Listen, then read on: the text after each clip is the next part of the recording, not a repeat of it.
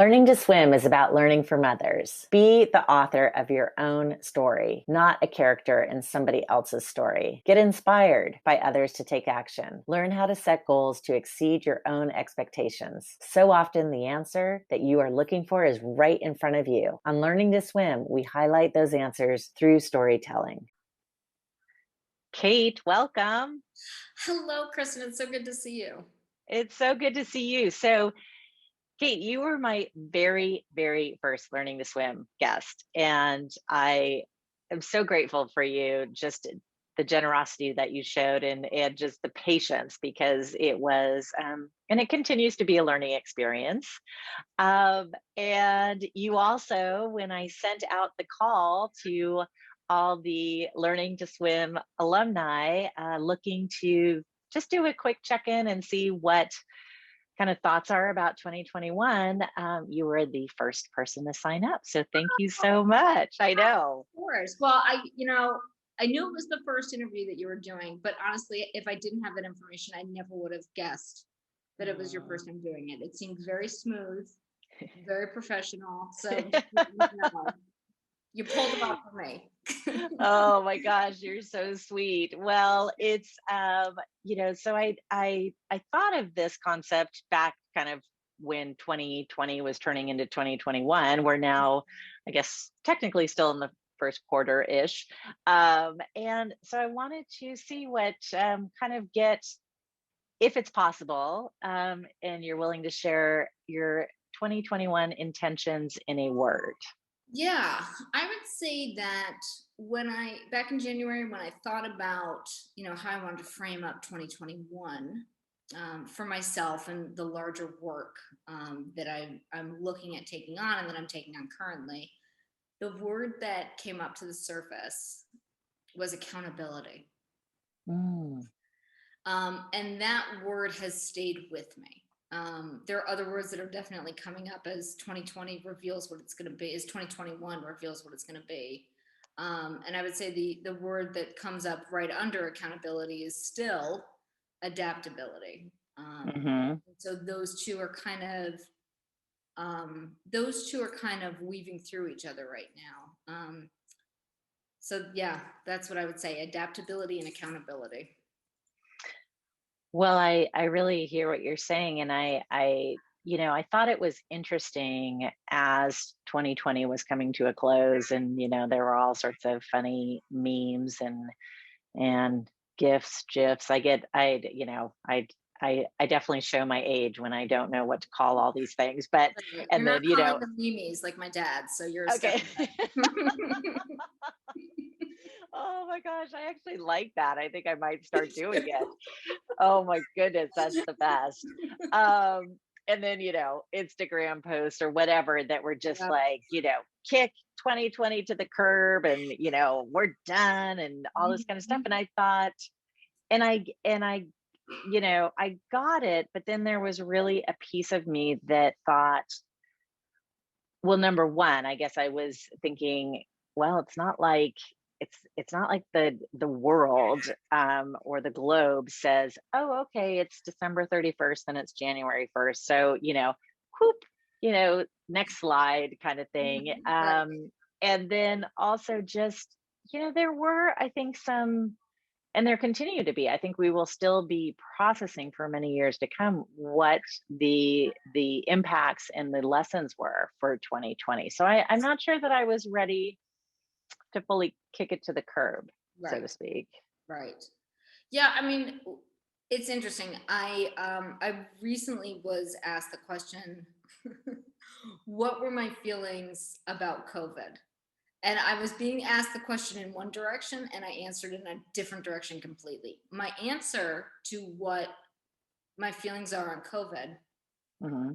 are, and still to this day, I would not wish 2020 again on anybody. Hmm. That said, when I look back on how I used my time in 2020, it was a time of tremendous growth and development. I connected with myself on a deeper level. I practiced self love in a way that I had never before. And I feel much more grounded and connected and in love with myself. And I can look directly at 2020 and see the connection. Mm-hmm. Um, and and I can have gratitude for that growth and development because of COVID. Again, it's not something that I would want to relive. And it's interesting because when the question was posed to me, that's how I answered. And the question was clarified with, okay, that's great. How do you feel about COVID safety wise? Oh my gosh. Oh, that's funny. Oh, Yeah. yeah. So we have all of this swimming around inside of us, Oh, I and it know, shows up in right? really strange ways. Yeah. Yeah, exactly. Well, and I do think that well, I mean, that's such a great example of the, how interconnected our work and our, in our regular life, so to speak, or our professional and personal life have become Yep. in this time. Yes. And particularly with everyone seeing everyone's backgrounds, and the cat jumping on the desk or the Yes. whatever. And so I Exactly. feel like that answer is kind of the perfect example of that, right? Where it was like Right. supposed to be a very, kind of clinical answer in some ways, Right. and you were like, well, I just, this is what I'm feeling, and this is what I. Oh my Yeah. gosh. Yeah. Well, just in the last couple of minutes that we have, if you would Mhm. be willing to really talk to me a little bit about the accountability piece, because I totally get, I understand what that means for myself, and that is definitely something that I'm always working on, right? But just what is it, kind of, maybe what does it look like for you, or what is it?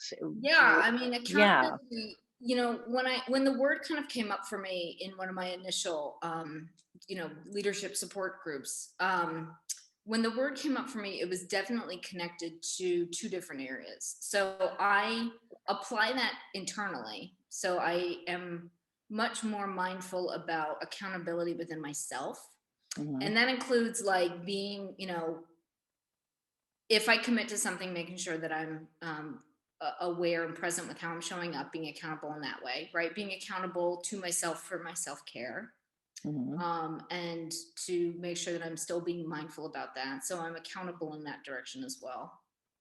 So the general idea of just being present and accountable within oneself, but then also the larger lesson of accountability for me, particularly with 2021, is we have gone through a very traumatic period, and we are dealing, this is where I am with my company All Hands In right now, is really kind of looking at exploring, researching, analyzing, and incorporating trauma-based, um, you know, uh, healing trauma-based work into Hmm. the curriculum.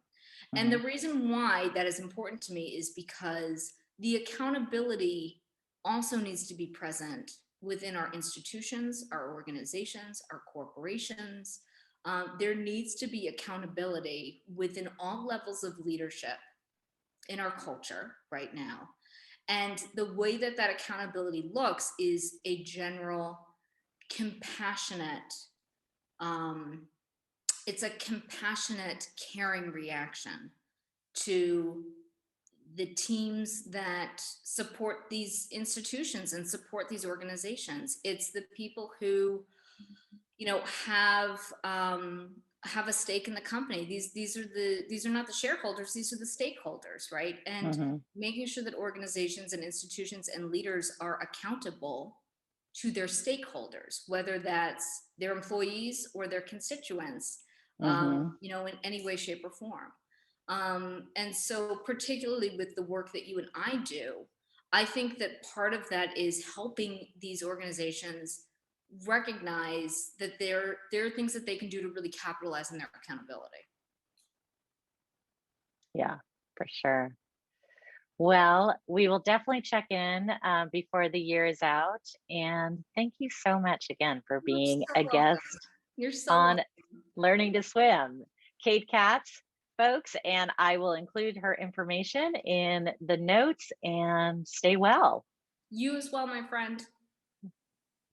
Our goal is to inspire others and share stories to find meaning in your daily life. Let go of the traditional norms and be yourself at home, work, and beyond. The awareness of bright spots and blind spots is a performance enhancing tool that you can apply to your life and to your organization today.